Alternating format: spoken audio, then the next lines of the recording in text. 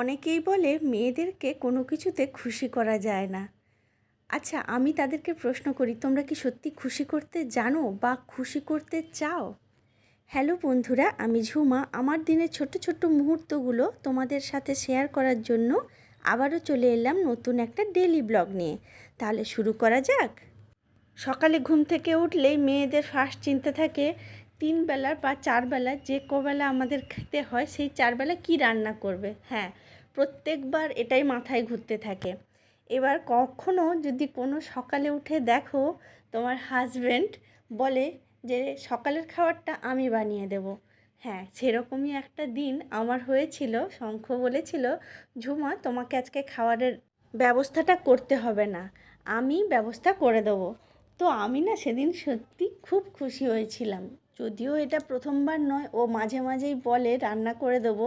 সবচেয়ে বড় ব্যাপার কি জানো তো, ও কিন্তু রান্না করতে একেবারেই পছন্দ করে না। শুধু আমি আর মেয়ে খুশি হই বলে ও খুশি করার জন্যই শুধুমাত্র রান্না করে। হ্যাঁ, খুশিটা মেয়েরা হয় যত্নে, আর যেই যত্নটা তোমরা করতে জানো না। তাহলে করলে কখনোই এই কথাটা মনে হতো না যে মেয়েদেরকে খুশি করা যায় না। কি তাই তো?